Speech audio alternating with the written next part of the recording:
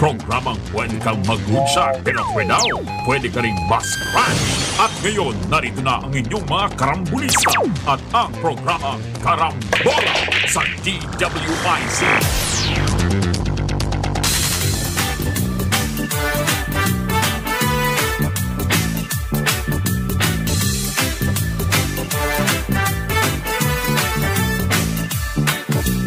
Gising sa umaga kasabay ng almusal, nakatutok sa programang may kabuluhan. Walang paligoy-ligoy, diretsyo na sa punto, walang peke dito, totoong balita lamang. Astig na pananaw at malayang pamamahayag, naguulat, hinihimay ang mga issue. Mga kababayan, ang inyong karambolista, Jonathan De La Cruz at si Conrad Banal. Oh, karambola, karambola sa DWIZ 882.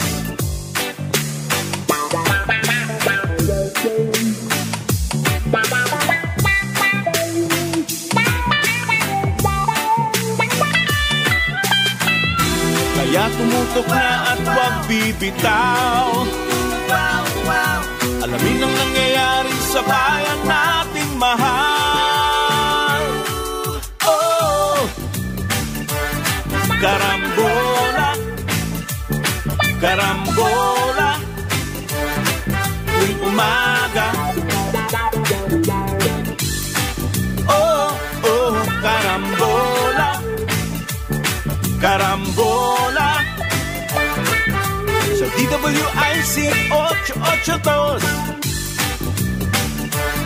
Karambola, karambola, tuwing umaga. Magandang umaga ngayon, Martes, July 16, 2024. Ako si Conrad Banal, kasama natin si Jonathan De La Cruz dito sa Karambola sa Aliw Channel 23 at DWIZ 882. Good morning. Good morning. Jonathan. Good morning. Parang si Joel po nagkaroon ng minor lang. Minor. Motorcycle incident. Parang namaga-ata yung ano. Yung kanyang yung ngipin. Hindi, pero ano yun? Medyo mabuti nga. Ganun na nangyari lang kay parang Joel. Mapapanood ang Karambola sa aming website www.dwiz882am.com. I-download ang DWIZ 882 app. Live tayo sa Facebook at YouTube. Follow, like, share, subscribe, comment. Ang ating text line 0999-376-6768. Mapapanood din ang Karambola sa Digital Free TV Aliw Channel 23. Sa Signal Channel 24, sa TV Plus Channel 27 at GMA For the Box Channel 25. Good morning. Morning. Inyong lahat. Magandang umaga sa ating mga kababayan. Mamaya may mga babatiin tayo. Marami tayong babatiin. Pero sa ngayon, ayaw daw pahuli yung House sa investigasyon nitong tungkol sa mga nangyayari. Pogo.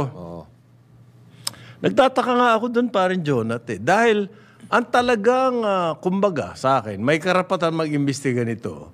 Mas house pa, dahil yung Pogo, LGU. Localize. Yun. Na sinasabi ko. So, mas marami sila yung mga representatives, di ba, ng mga district. Maaring mas marami silang interest dyan. Interest at saka mas maraming naalalaman siguro. Ayun. Dahil local Local lang. Pero ang ano kasi dyan, parin Cor, kaya nag-umpisa yan. Sa Senate, dahil matagal na advokasya ni Senators Risa Hontiveros at saka Sherwin Gatchalian, yung tungkol sa total ban. At matagal na nilang Akala ko gustong idawit yung mga taga Davao. Hindi yun. Lumalabas na merong ganun pahiging. May ganun pahiging din. Senadora Risa. Okay. Diyan daw po sa House, Committee on Public Order and Safety. At saka yung House Games and Amusements Committee. Yes. Magsisimula raw sila bukas. Joint.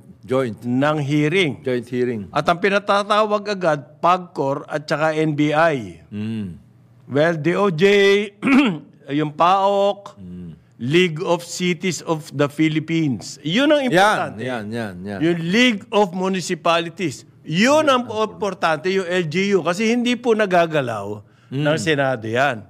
Ano ang papel ng mga LGUs dito? Sama nyo na rin ng DILG kasi mayroong DILG. supervisory role ang DILG. Sila po ang nasa frontline. Unang-una sila nagbibigay ng Business permit. permit. Galing sa PAGCOR, Pupunta na sila sa local. Siyempre, magsisimula yan, SEC muna, corporation. Pupunta sa PAGCOR, bibigyan ng lisensya. Yung POGO na yun, pupunta sa LGU. Kukuha ng mga permits. Permits. Habang tumatakbo yung POGO na yan, sino ang dapat nakatutok dyan? Hindi ba LGU? LGU, tsaka yung mga local operations na doon. Kasi magbabayad ng tax. Yes. Yung mga workers, kailangan nilang tignan. Sila talaga nasa frontline. Okay? Ngayon, kung meron tayong gustong mangyari dyan, either way, total ban or regulated. Controlled. Regulated, heavily controlled. Ang mag-i-implement po nun ay LGU. Local pa rin. So yung batas, kailangan address sa mga LGU. Okay? Malaking bagay ang dapat na iano nila doon. Iatang. Yung mga senador po, maiingay lang yun, national. Madalas sila mag-press conference.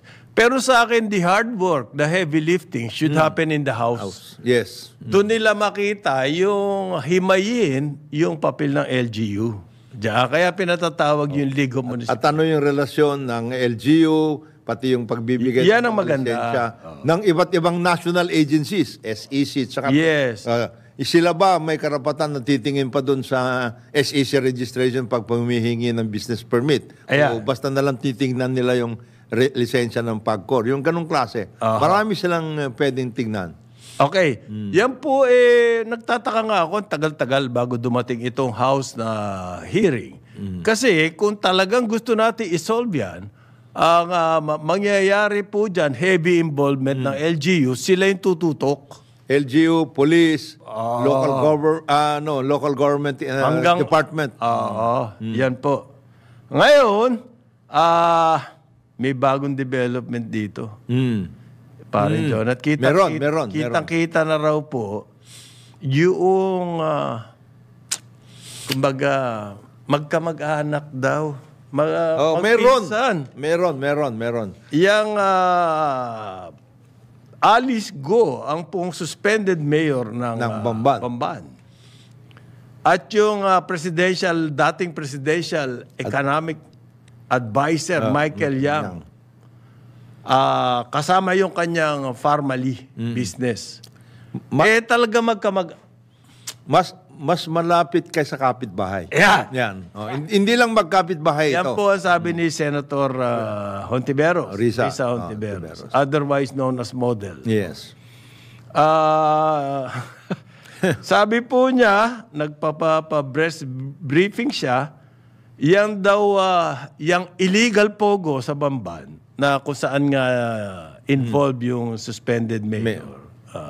May mga nakita silang dokumento na malinaw ang koneksyon niyang pogo sa Bamban kay Michael Yang doon sa Farmally. Yung Farmally po, yun yung na-involved doon sa pandemic na gastos ng Department of Health through the Department of Budget and Management. Procurement Service. Yung pera po galing sa DOH, inutang natin yun. Tapos ipinasa ni Secretary Duque sa DBM. Yung DBM ngayon, ang namili. Diyan sa Farmally, madugong mga hearing yan. Okay. Meron daw pong dokumento. Nakita ang Anti-Money Laundering Council na yung kumpanya ni Alice Go. Banoff, ganun? Baofu. Meron diretsong transaksyon kasama ng doon kay Michael Yang. Hindi, yung Yu Zheng Kan. Incorporator ho yan ng Hong Zheng. yung account Huang Jiang Yang. Yan daw ang Chinese name nung Michael Yang. Hong Jiang Yang. So, yan daw si Michael Yang. Yung Michael Yang na yan, yung kapatid, hindi pala, brother ni Michael Yang, yang Hong Jiang Yang. Okay? Doon sa account niya, nagkaroon ng transaksyon yung kumpanya ni Alice Go. At yun po, findings ng AMLC. Kumbaga, documented yan. Okay? So, yung pera na nagpondo ng Bangbang, Pogo, ay galing sa kapatid ni Michael Yang. Yan ang sinasabi ng AMLC. On the basis of the records. Bukang one big happy family raw to. Nagpapatawa si Ontiveros. Si Senadora. Nagpapatawa. Yan po ang nakita ngayon. Na may kinalaman ata yung... So, ang ibig niyan sabihin, yung Parmalee at saka si Alice Go, Michael Yang, Parmalee, Alice Go, ay one money. Parang ganun. Yung kapatid. Yung kapatid. Hindi, mayaman ba yung kapatid in the first place? Saan kukuha ng pera yun? Yun ang mga question ngayon. Yes, ngayon. Yun papasok, doon papasok. Sobrang yaman niya ba? Nakaya niya mag-finance ng establishment ng... Hindi, may Parmalee ako eh. Hindi, kapatid niya yung Parmalee, Michael Yang eh. Parang chess ha? Parang chess. Mikot. Dito mo muna dalhin ito. At takihin mo sa kaliwa. Takihin mo sa kaliwa. Pero sa kanan pala talaga ang weakness. Yan. Medyo... Lumalalim po. Kaya ngayon daw, itong si Mayor Alice Go, sabi nung kanya abogado, attend na raw ng meeting. Magpakita ka na kasi. Yan eh. Kasi baka magkaroon pa ng manhunt eh. Mas mahirap yung manhunt. Yes. Mas mahirap na sitwasyon yun kasi anything goes yun. Yung manhunt na yan. At ayon po sa BI, wala silang record na lumabas na ng bayan itong si Alice Go. Siyempre, kung dumaan sa southern border, di wala na yan. Hindi, walang record. Wala talaga record yan. Karamihan ng pumupuga. Yan ang ginagawa eh. Hindi naman sa airport dadaan eh. Hindi naman dadaan sa... So, useless yung sinasabi ng BI. Medyo ano lang yun. Pakulo. Pakulo. Ikaw ba naman kung pupuga ka dadaan ka ba sa regular process? Hindi. Okay. So, maliwanag po. Ngayon, 1,200 fake. Ano ba yun? Parang dami naman nun. Birth certificate. Paano nila nalaman na fake? Kaya? Sabi ng NBI eh. Ng NBI. Baka sa record nila. Baka. PSA, kukunan yan. Kasi meron niyang civil registry, Office of Civil Registry. Yan yung nasa local. Yun ang magbibigay ng mga certification or birth certificate mismo. At isang bayan lang daw po yan sa Santa Cruz, sa Davao del Sur. 1,200 Chinese nationals nakakuha ng late registration birth certificate. Mukhang ito talagang MO, ang modus. Doon nag-uumpisa. Pagdating sa... Kukuha mo na ng late registration. Pag-legitimize ng Chinese national. Maliit pa tumuhan to eh. Ayon po sa kanila, ayon sa nagsasabi, yung 300 na illegal pogus na yun. Hindi ba? Sabihin mo na lang sa tigi-100. Ang workers. 3,000 na yun. Kagad. Hindi, 3,000. 30,000 na. Tama ba yun? 300 sa 100. Sa 100 times 100 plus 2 zeros. No. Di 30,000 na agad yun. Sa 100 pa lang yun. Yung 300 na yun. Kaya maliit itong 1,2. Baka meron pang ibang bayan na mass production ng Pwede mo sabihin, late birth certificate. Pwede mo sabihin, pabrika na ito ng late birth registration. Santa Cruz, I've never been there. Davao del Sur. Malapit lang yan sa city. Ngayon, ang ano dyan, kung 300 areas ang mayroong pogo o nabigyan ng lisensya, tignan na kagad yung mga nando doon. Saan ang galing yung kanilang mga isa-isahin? Ihimayin. Oo. Kailangan po dyan talaga masusing investigasyon. Oo. Task force na yan, ang importante. Yung civil registrar daw po ng Santa Cruz dyan sa Davao del Sur ang nag-inform sa NBI. At ngayon, ang NBI tinitignan anong record nitong mga tao na to. Baka meron talaga mga background sa scam or drugs or yung human trafficking. Yung civil registrar na yon, kailangan managot. Bakit ka nagbigay ng late registration certificate dyan? Siya pa nga nagchuchu sa NBI. Maski na ba kung ikaw na mismo nag-umpisa, alam mo na hindi naman pala talagang totoo na na tiga doon yan.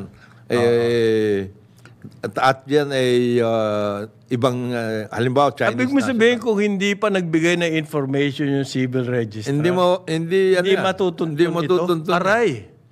At itong civil registrar na to, akala ko ba nagkakagulo na? Dapat medyo sipag-sipagan na. Diba? At itong civil registrar na ito, sinuspend na. Suspendido. Ayun. Ngayon daw, sisimulan na nila investigasyon sa Pampanga, sa Tarlac. Saan nagkaroon, mayroon dapat record yan. Alin-alin bayan ang nagkaroon ng late registration ng mga Chinese nationals. Doon mo lang umpisa. Kasi may mga iba rin naman nationals na nabibigyan din ng late registration. Sabi ng NBI, national security threat daw yan, mga late registration. Wow! Tagal na pong issue nito, sir. Definite yun. Sir! Kumbaga, medyo napanis na yung statement niyo. Ngayon lang kumikilos tungkol dito. Lahat nga ng kaso, ganyan. May nagsabi na, si Alice Go lang ba yan ganyan? Libo-libo pa yan, ganyang kaso. Bakit walang ginagawa? Ngayon lang ulit. Ha? Oo, ngayon lang. Bakit ngayon lang naglabasan yan? Okay. Masigasig itong director nila ngayon. Director Jimmy Santiago. Mabuti na lang. Nagbago. Ito, judge ito. Naging judge si, from police, naging fiscal, naging judge. Si Director Santiago. Paano, anong gagawin doon sa mga late registration na yun? Hanapin isa-isa? Dapat. 1,200. Mahina pa po yun. Gano'ng klaseng manpower ang kailangan mo? Kita mo? Ang kalokohan ng isa na siguro may kumita dyan sa late registration. Wala. Talagang naniwala. Suspended yung registrar Naniwala siya. Ba't siya na-suspend? Siya kasi, since 1994 pa daw yan nangyayari. Anak ng toko, 30 taon na yan. Na nagle-late register. Ngayon lang natin na halata, anak ng toko naman. Anong klaseng monitoring? At yan, lahat yan, mga yan, 1994 pa rin, John, at maniniwala ka ba doon? Pwede. May maraming nangyayaring late registration. At ito, ang mahirap dito pa rin, Condor, pag ganyan, inputted na yan sa database ng PSA. Ngayon, nandito na yan. Lilinisin mo ngayon. Linis na yan. Dapat, lahat ng late registration, tignan na. Repasuhin. Yes, tignan na lahat. Kahit ba ilang libo yan. Yes. Yun ang dapat na trabahuin ngayon ng PSA.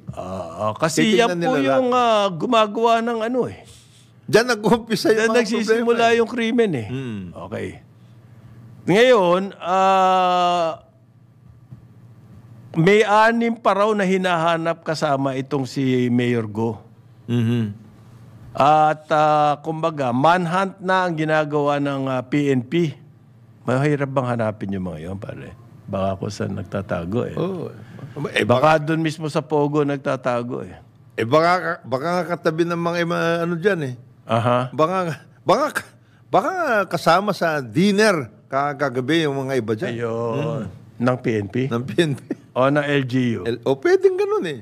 Kasi ano na sila eh. O baka yung judge? Ang dami na kagad involved dyan na agencies. Siyempre. Kung 1994 pa nangyari-yari itong ganito, abay mabigat. Ang dami nang titignan ng PSA dyan. Kasi nandito sa database nila eh. Tama, doon na sila dapat mag-umpisa. Lahat ng mga late registration, tingnan nyo. Repasuhin. Yes. Oo. Na Chinese ha? Oo. Bakit ang dami-daming bigla naging late registration? Dami ba pinanganak na ano? Pinanganak sa farm? O lumaki sa farm? O At saka alam naman nila yun eh, foreign nationals yan. In other words, nag-umpisa sila sa mayroon na silang pinalalabas na natural-born Filipinos. Kaya nagle-late registration. Yun po yung, kumbaga, loophole. Yes, style. So, ang daming late registration. Automatic yan na po-process ng PSA as Filipino natural-born. Yes. Kasi late registration lang. So, asusi po doon sa late registration. So, lahat ng late registration sa PSA, repasuhin nyo. Tignan nyo na. Kung meron kayong kakayahan na gawin yon ang PSA, dahil puro bola lang pa. Ay, hindi naman. Puro... dami nyo nang ire-repaso ha. Kasi baka nabigyan pa yan ng national ID eh. Yan? Hindi malayo. Baka nag-register na rin sila dun. Siyempre, kung ako magpapa-late registration na ibang nationality, nag-registration ako as natural born, lahat na ng mga kailangan kong ID, kukunin ko na. Ayun. Kasi passport, lahat yan. Siyempre, lahat ng dokumento na instated ka na natural born. Kukunin ko. Na yan. Lahat. Umi-epal pa yung Bureau of Immigration ngayon. Sila may kasalanan number 1 nito. Paano nakapasok yung mga yan? At wala silang record na umalis. Di ba? Ganyan yan, pare. Na foreign national, pumasok, dapat nasa BI. Yes. May database yun. May database. Kung kailan umalis yan, dapat nakarecord sa kanila. Meron din. Okay. Kung walang record, di ibig sabihin nun. Hindi, at saka kung hindi umalis, pero ni-record nila na umalis, nangyari. Iba pa yun. Nangyari. Isa pa yung BI na yan na dapat ma-involve sa investigasyon. Yes. Dapat. Kasi pumasok eh. Ikaw naman. So, pumasok saan? Sa kaba? Ano yun? Pumasok sila. Saan pumasok yun? Pumasok itong mga ito. Ito, pumasok lang. Basta pumasok. So, yan ang... Ngayon po, nagmamakaawa raw ang BI, ang Bureau of Immigration, na ibigay sa kanila yung mga pangalan. Yan. Yung mga Chinese nationals na yan. Na nakapamayake ng birth certificate. Please naman, NBI, ibigay niyo sa aming mga pangalan para kami ay ma-cross-check daw nila. Yan. Unang-una, kayo dapat ang imbestigahan. Anong nangyayari dyan sa BI? Bakit nakakapasok dito at hindi lumabas, hindi nyo nalalaman na hindi lumabas?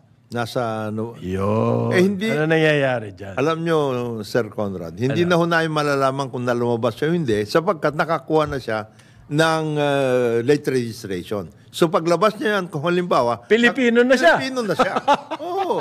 Ganun ang mangyari. Hindi, ganun ang nangyari. So hindi na siya foreigner. Pumasok siya dito, halimbawa may dala-dala siyang yung foreign passport. Paglabas niya, Philippine passport na. Ano nangyari doon sa foreigner na pumasok? Yung foreigner na pumasok na yon, hindi na namin alam. Ayun. Diba? Di kaya nga, since 1994, nangyayari. Tignan din ninyo yon. Ibig sabihin, baka may rocket ship. Ay, hindi baka yun. Baka rocket ship? Talagang meron. Kung 1994 pa nangyayari yung ganyan, and it has been, At marami na raw silang nai-intercept na peking citizenship. Wow, biglang-bigla. Biglang-bigla, nakaka-intercept na sila ngayon. Ilang pung taon walang nai-intercept dyan. Ang masakit niyan, paring Conrad, Kung sakasakali lang. Ito naman kung sakasakali lang. Na tayo naman nagsisenaryo. Baka mamaya, isa dyan sa mga official ng mga government agencies or marami na dyan, baka itong mga ito, yun na yun. Lalo na sa mga sensitive agencies. Kita mo pare, sa Santa Cruz Town, I haven't been there. Pero ang presumption ko doon, hindi ko naririnig yan. Baka naman hindi naman ganun kasigla ang bayan na yan. Hindi. Ano yan? Progressive? Progressive yan. Very progressive At town. yun ang tinatarget nila na maging manufacturer ng fake, ng late registration. Maraming maraming activities dyan sa Santa Cruz. Ano pa kaya yung mga ibang bayan? Sa 1-2, maliit yun eh. Nalilitan pa ako sa 1-2 eh. Marami yan. Matutuntong kaya ng NBI yung mga ibang bayan na yun. Kundi lang nagchuchu. Yung civil registrar. Wala pong kamalay-malay itong NBI dito. Na pala. Kumbaga, nasa pansitan pa rin sila hanggang ngayon. Kaya nga, umpisa na nila doon sa 300. Kung saan meron pogo. Kasi makikita isa-isahin nyo yun. Isa-isahin na nila. Hindi. Nakalista ba ang lahat na nagtatrabaho dyan sa pogo na yan? Supposed to be. Lalo na pag foreign. Meron ba silang listahan? At ibibigay ba ng mga illegal pogo yon? Yung kanilang listahan. Hindi, yung 300 supposed to be, mga lisensyado yun. Ngayon, they're in the process of renewal. Renewing their license. Hindi lang naman yung mga incorporators ang kumuha ng fake. Yes. Yung mga Pati workers. yung mga nagtatrabaho doon, kumuha ng fake. Mas marami. So mas marami. Stay here. Malamang mas marami yun. Oo. Kasi siyempre yung mga yan, ayaw na nilang bumalik. Kasi sa China, baka mayariin sila doon. Dahil bawal nga. Kukumpiskayin yung mga passport nila doon at lahat. Hindi sila makakalakad. Tsaka sarap mamuhay. Oo, pag ikaw nandito. 8:30 ng umaga, Karambola sa Aliw Channel 23 at DWIZ 882. Karambola sa DWIZ. Karambola. Balik tayo, Karambola sa Aliw Channel 23 at DWIZ 882. Kasama natin si Jonathan De La Cruz. Ako si Conrad Banal. Good morning, pare. July 16. July 16. Si paring Joel Hoy, konting lang. Nag-aayos. Namamaga po ang buhok. Ina-icing niya. Yung buhok na maga Kasi, ina-icing niya. Konting aksidente kahapon. May nagtatanong dito, bakit daw yung Pogo sa Cavite legal? Yung sa Pampanga, illegal bigla. Anong meron ba sa Cavite na bakit? Meron silang legal. Tanungin ninyo PAGCOR, meron lisensya yun. Kumuha po na lisensya. Oo, at saka wala naman nakikitang hindi kasi kinokonek kay Justice Secretary. Marami hong ganun legal, 49 nga Marami yan, hindi lang sa Cavite. Hindi lang sa Cavite. Dito lang sa Metro Manila marami rin. Bakit palapit daw ng palapit sa Davao yung parang yung mga balita ngayon? Davao del Sur. Davao del Sur, hindi, kasi yun ang dokumento nakukuha ni Rita. Doon may nagsalitang civil. Pero ito po, medyo may significance to. Mukhang si Mayor Go, sisipot na po sa Senado. Bukas. Sa hearing. Ano yan? Nagkaroon na ng tinatawag na understanding? Ganun ba yun? Epiphany. Epiphany. At ang nagsasalita, ito, isang parang, parang may script.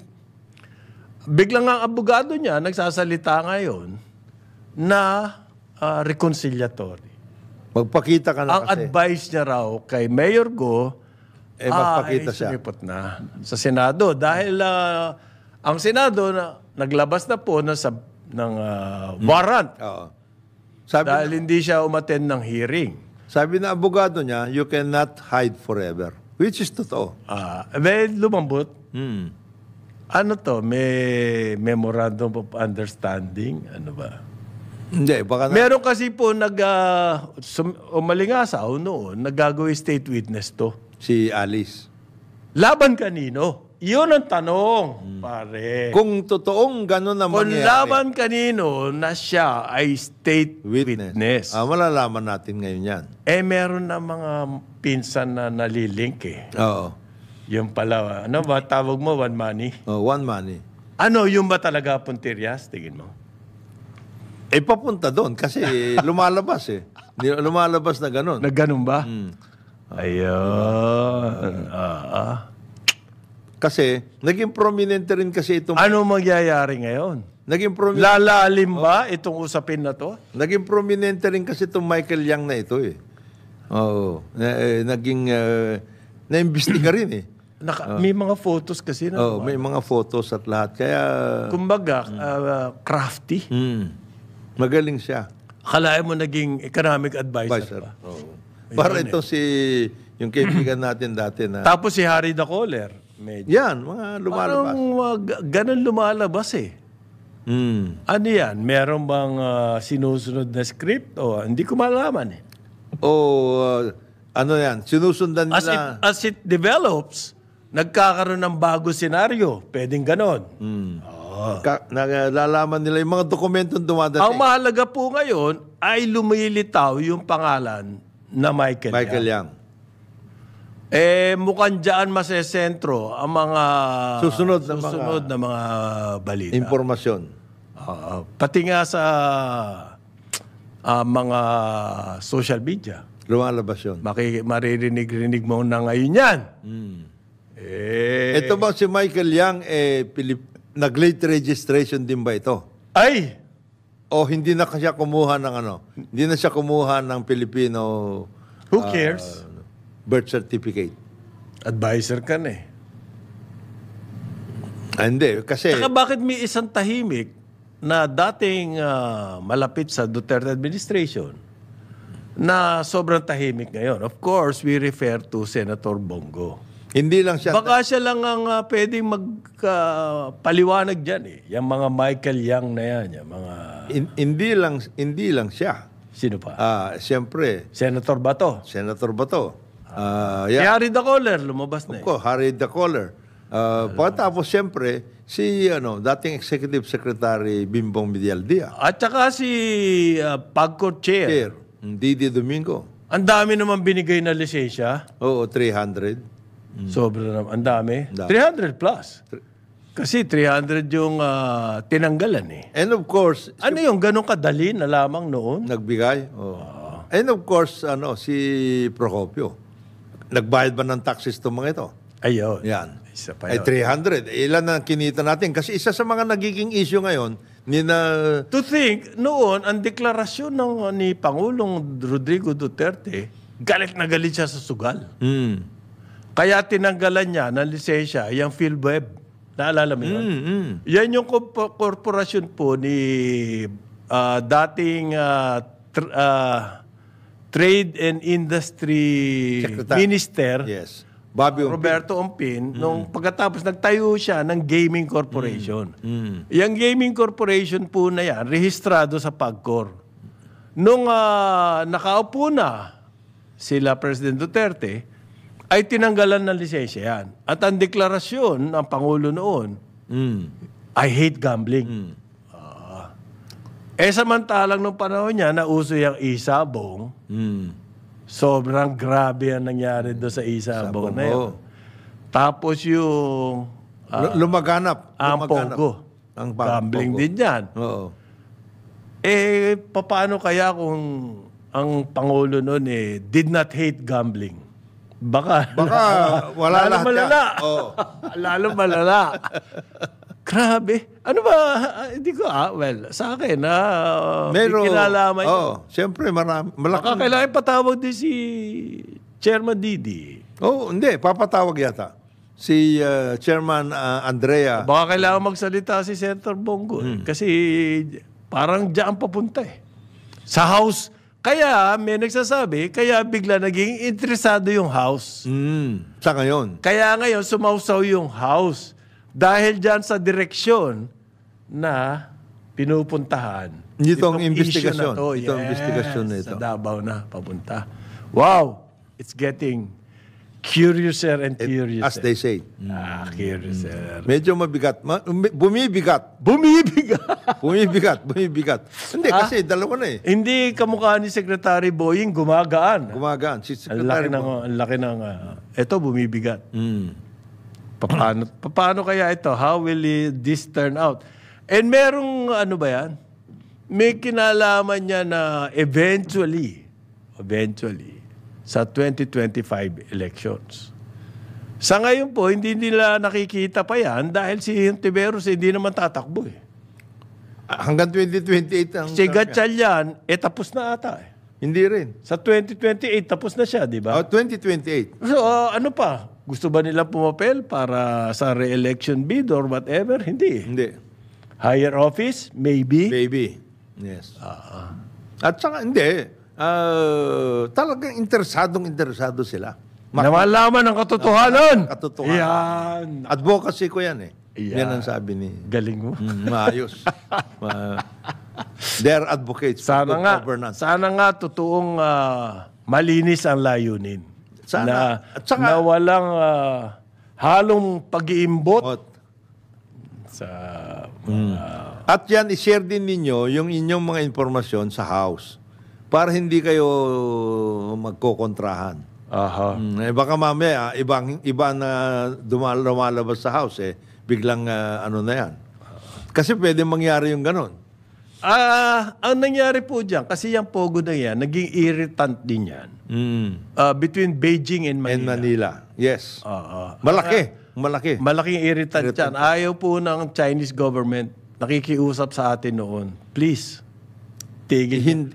Kasi napansin nga nila parang factory ng license yung PAGCOR Kaliwat kanan ng bigay. Tsaka ang daming nangyayari sa China rin. Kasi sa kanila, basically... Ang gulo doon na... Chinese market. Halimbawa, tumaya sa Pongorito, yung taga-ron sa loob. Pag hindi makabayad yun... Pupunta yung pamilya sa China. Yun ang bakbakan dyan. Yun ang bakbakan. So yung gulo, ang latay doon nangyayari. So yung problema sa kanila nangyayari. Ngayon, nalalaman natin, malaki rin pala ang problema dito sa atin. Lalong lumalaki kasi nagkakaroon ng ganyan. Yung bilihan ng polis, bilihan ng mayor, bilihan ng judge. Lahat ng mga practices na hindi dapat nangyayari. Parang ito na yung bagong weteng, masahol pa. Kasi merong mga human trafficking na involved. At least dun sa wedding, wala kang kinukulong, wala kang tinotorture. Okay? Nilalagyan mo lang, magmula governor hanggang doon sa councilor. May share. STL na ngayon yan ang tawag. STL na. Pero ito Pogo, may criminal na talaga Hindi ka, lumabas na talagang mas matindi. Kidnapping, human trafficking, ganun po nangyayari. May torture. Okay? At heavily armed. Marami pong armas. At hindi pa natin alam yung mga iba na hindi pa natatagpuan. Yung 300 nga. Di ba may mga villages ngayon na nagsasabing, oy, meron din sa amin. Meron din sa amin. Sa mga bahay, hindi na mga buildings. Bahay. May mga nagre-rental nga, di ba, ng mga bahay. Pero doon natutulog yung mga kanilang trabahador. Okay yon. Kasi natutulog lang yun. At tapos pumapasok doon sa Pogo. Kung doon na mismo rin Etong nangyari sa Bamban at Porac, kumbaga, in-house na sila. In-house. At yan din na sinasabi. At hindi pwede tumakas. At yan din sinasabi ng ibang nag-rent ng houses in some of the flush villages na doon mismo nagkakaroon ng games. Nagagamit. So, ang mangyayari po dito, bago malinis yan, kailangan magkaroon ng batas. Kung ano ba, total ban or controlled. Kung controlled, ano yung either way, kailangan natin ng batas. Okay? Ngayon, yung controlled, as a policy ba, ang presidente, pwede niya sabihin, no more Pogo. PAGCOR lang ang magsasabi. Hindi, the president can state that as as a policy. And then the pero implementation. kailangan din ng batas eh. Yung implementation niyan, you will work out na yan. Kasi po, kailangan ng batas niya. Kasi sa susunod na administrasyon, kung hindi na yun ang policy, ay di balik tayo.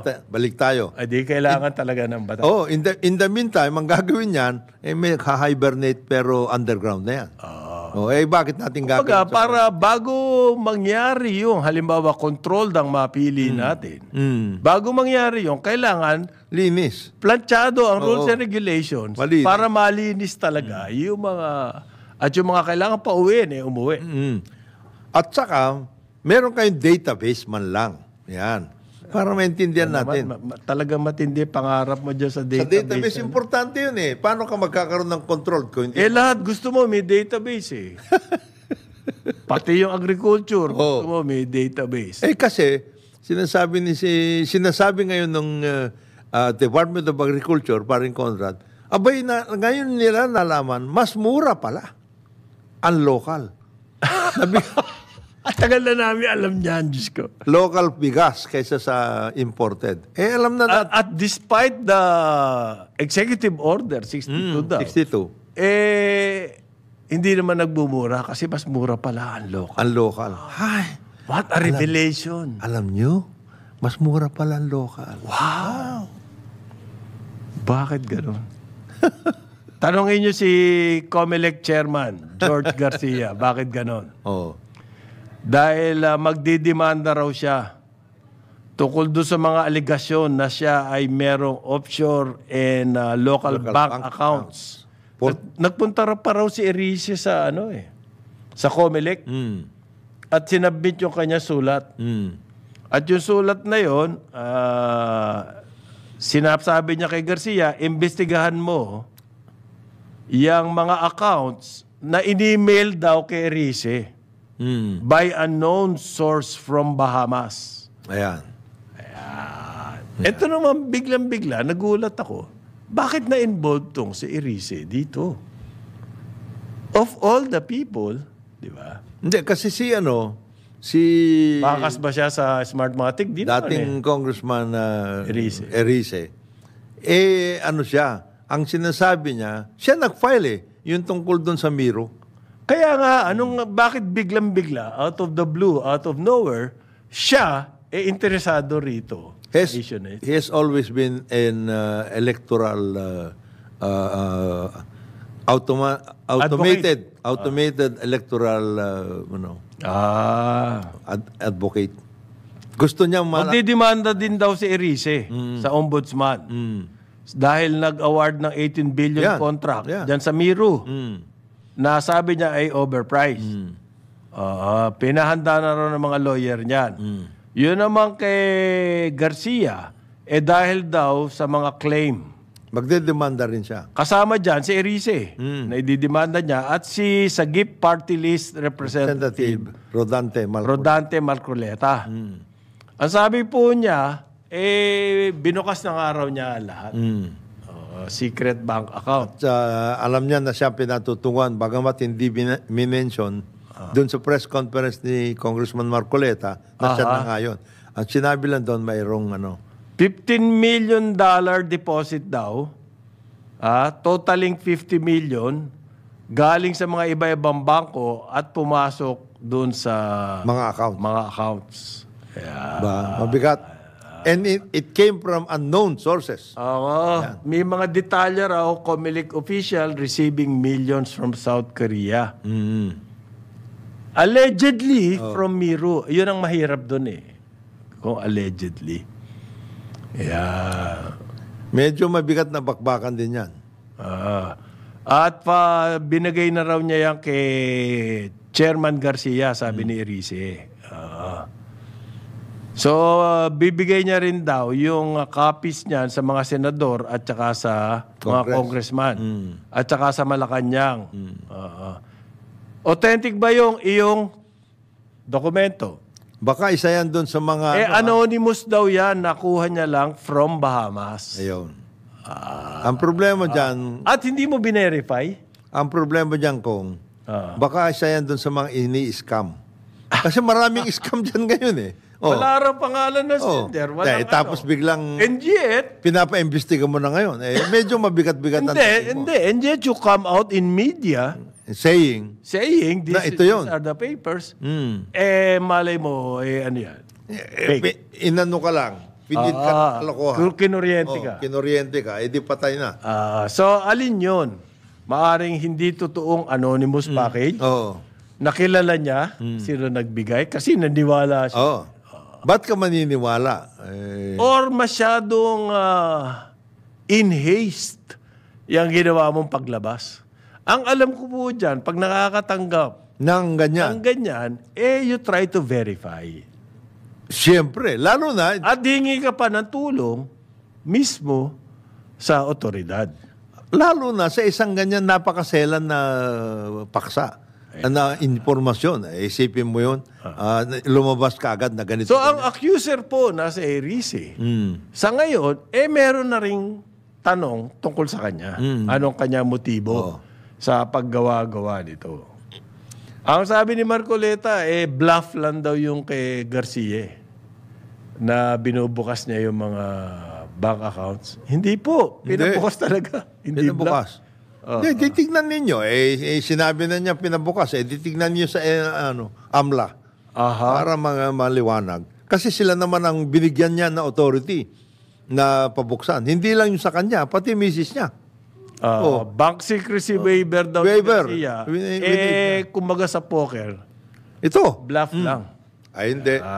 Tignan nyo na kung total... Yung sinabi nyo naman, unverified. Kasi daw, ang Philippine AMLAC, hindi naman daw pwedeng makialam dyan sa foreign bank accounts.